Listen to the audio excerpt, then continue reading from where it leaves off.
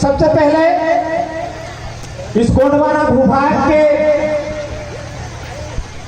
ग्राम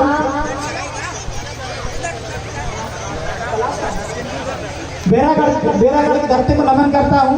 मेरी बात को आगे बढ़ाओ, उससे पहले जहां तक भी मेरी आवाज पहुंच रही है, चाहे वो माता हो, चाहे बहनें हैं, चाहे युवा साथी हो, मैं 150 किलोमीटर दूर से चलकर इस कार्यक्रम को आप सब लोगों से मिलने के लिए यहाँ पे आया हूँ। और आप सभी लोग इस कार्यक्रम को हमको छोड़ के जाएंगे तो मुझे अच्छा बिल्कुल भी नहीं लगेगा। मैं पेट्रोल के पैसे आपसे ले लूंगा, नहीं तो फिर घर जा जाएगा।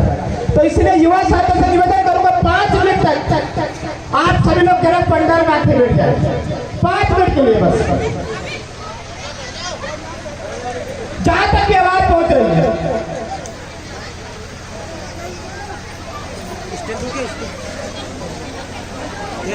और जो चेहरे पे चढ़ रही 5 मिनट के लिए थोड़ा शांति बनाए रखें, 5 मिनट के लिए बस।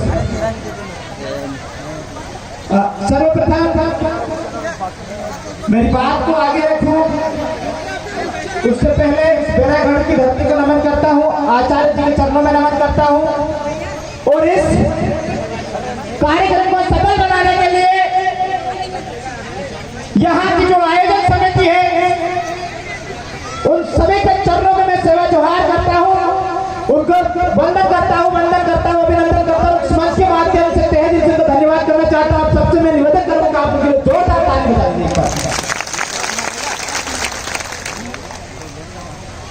शायद अभी भी युवा साथियों को मेरी आवाज पहुंच नहीं पा रही है, वो पता नहीं किधर किधर जा रहे हैं, साउंड में आवाज नहीं आ रही शायद, पता नहीं। साथियों, अरे रुक जा यार भाई, रुक जा 1 मिनट 2 मिनट। तो युवा साथियों की आवाज पहुंच रही कि नहीं पहुंच रही मेरी? आप लोग गौड़ समुदाय के बच्चे हो कि नहीं हो? जो गौड़ का बच्चा हो यहाँ आके बैठ जाए, और बाकी जो लोग हैं वो चले जाए, कोई दिक्कत नहीं। ताली बजाने का समय नहीं है, मुझे सांस्कृतिक मामले में ज्यादा बोलना नहीं आता है, लेकिन मैं इस समाज को इस मंच के माध्यम से मैं कुछ 2-4 शब्द बोलूंगा, इसके बाद मैं अपनी वाणी को विराम रखूंगा। मैं देवास जिले से यहाँ पे चल के और अपने समाज के मिलने के लिए यहाँ पे आया हूँ, क्योंकि कहीं ना कहीं अभी कुछ दिन पहले इस क्षेत्र के अंदर बैतूल के अंदर पाखंडी फतेह मिश्रा आया था, और हमारी बहनों को और हमारे भाइयों में और पता नहीं क्या क्या मैसेज देके गया। उसको फतेह मिश्रा को पता भी नहीं है कि गौड़ समुदाय के लोग कौन सी गोत्र में शादी करते हैं, कौन सी गोत्र में शादी नहीं करते, उस पाखंडी गोत्र में भी नहीं पता।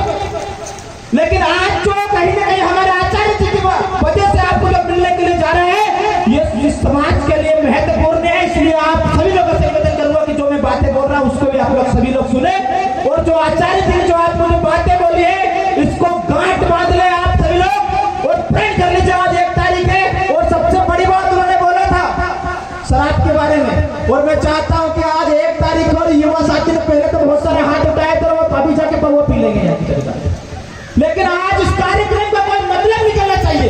मेरे कहने का मतलब पता चले हमारे समाज के लोगों ने यहाँ पे सुना और उस घर में जाके भूल गए।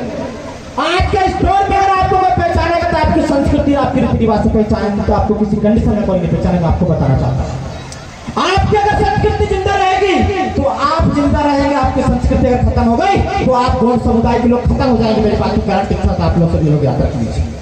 इसलिए मैं आप सब लोगों से कहना चाहता हूँ, एक समय था जब इस देश के अंदर पावरगढ़ पे गौड़ समाज का राज चला करता था। आज उनकी संतानें दर की ठोकर खाने पे मजबूर है। मुट्ठी भर लोग हमारे आदिवासी इलाके में आके हमारी बहनों पर अत्याचार करते हैं, हमारी जमीन छीनने का काम करते हैं। आपकी लड़ाई कौन लड़ेगा, ये महत्वपूर्ण बात है। आपकी लड़ाई विधायक मंत्री लड़ेंगे।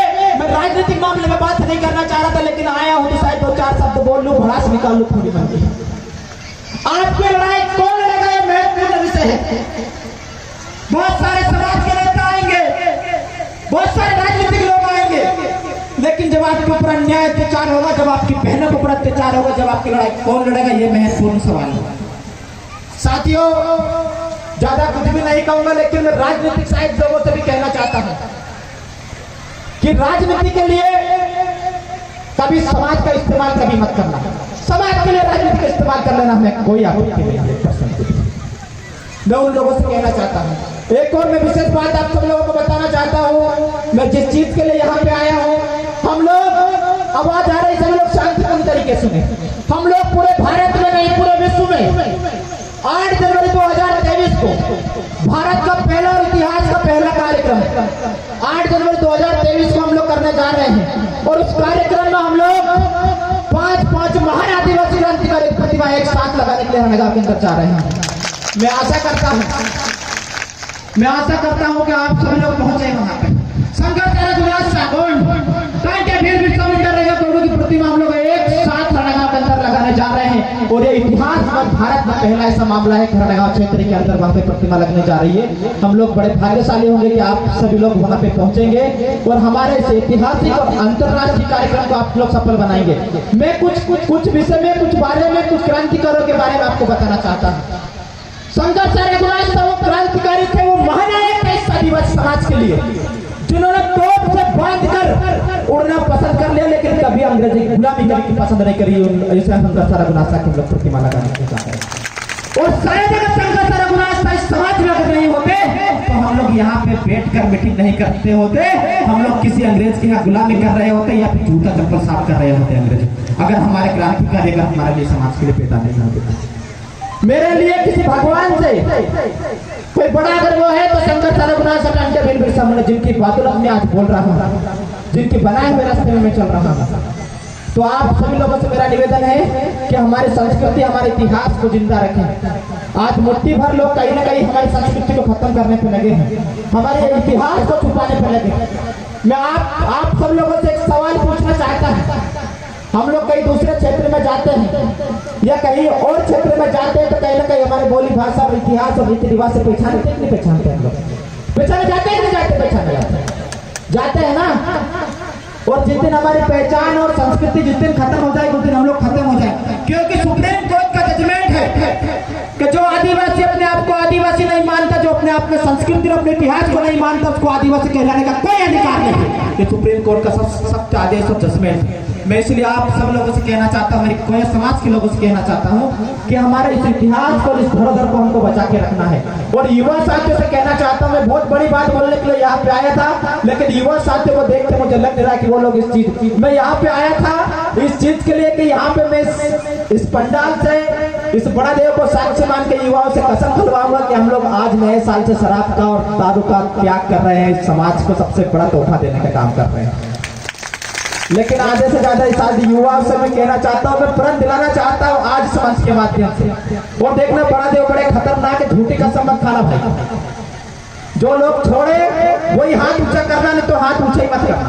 गुरु जी ने वो बात फर्स्ट में बोली, पर मेरा भी ये मानना है कि समाज अगर बर्बादी का कोई कारण है तो वो शराब। और जिस दिन शराब से हमारा समाज आगे आ गया उस दिन हमें इस मध्य प्रदेश के पूरे भारत में गोड़ वाला राज्य लाने से कोई रोक नहीं सकता। मैं बात ज्ञान के साथ आप लोग को तो युवा साथी तैयार है कि नहीं है? हमारे बुजुर्गों से भी कहना चाहता हूँ, तैयार है कि नहीं है?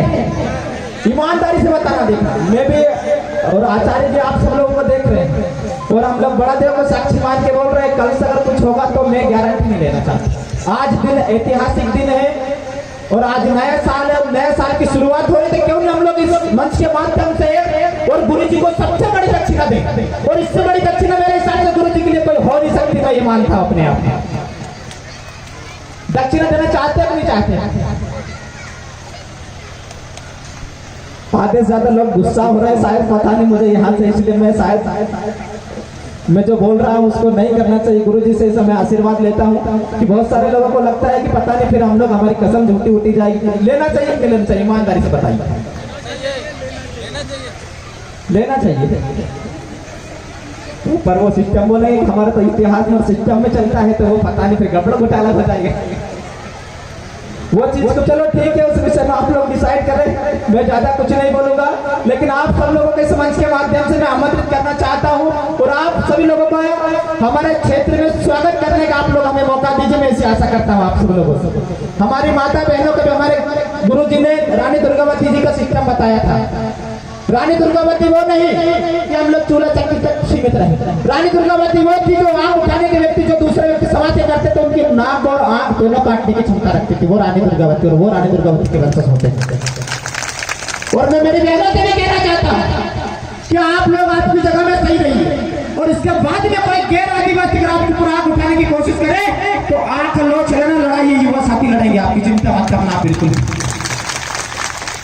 आज हर एक क्षेत्र के अंदर हमारी बहनें जाती है, तमाम प्रकार के उनको पर अत्याचार होते हैं, लेकिन कहीं ना कहीं हमारे जब से युवा साथी संभाले हैं, जब से कहीं ना कहीं इस चीज में प्रतिबंध लगा है। लेकिन मैं ज्यादा कुछ नहीं कहूंगा, समय का भी ध्यान है, 5 मिनट से ज्यादा हो गए, समिति वाले गाली देते होंगे पीछे से बैठ के, तो मैं उन सभी से माफी चाहता हूँ और सभी से जोरदार नारे के साथ अपील करना चाहूंगा। हाथ मजबूत तरीके से उठना चाहिए। हमारा समुदाय का हाथ बहुत खतरनाक और लेफ्ट से लोग डरते हैं, पता है ना तुमको, और उनको पता है कि इनको आती तो आती नहीं और जिस दिन आती है तो उस दिन दूसरे के निकाल भी देते हैं। ये इस टाइप के लोग हैं।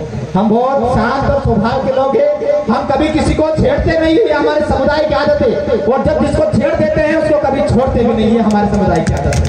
तो मैं आप सब लोगों से 2-4 नारे लगवाऊंगा। गोंडे संस्कृति का आधे युवाओं के हाथ में तो मेरे निगाह चीन से ज्यादा खतरनाक है, इसलिए युवा साथी सावधान रहे। थोड़ा सा हाथ तो उठाओगे, आप क्या समाज के लिए सेवा करोगे आप? गोंडे संस्कृति का, गोंडे संस्कृति का, संस्कृति की रक्षा कौन करेगा? संस्कृति की रक्षा कौन करेगा? बहन बेटियों की रक्षा कौन करेगा? दारू शराब कौन छोड़ेगा? ईमानदारी छोड़ेगा, पूरे के हाथ उठ रहे, शर्म करो, यहाँ धर्मी के स्थल पे आके झूठ बोल रहे हो। तो सभी को बहुत बहुत धन्यवाद, सभी को जोहार, जिंदाबाद। उल गुलान जारी रहेगा, उल गुलान जारी रहेगा, जिंदाबाद।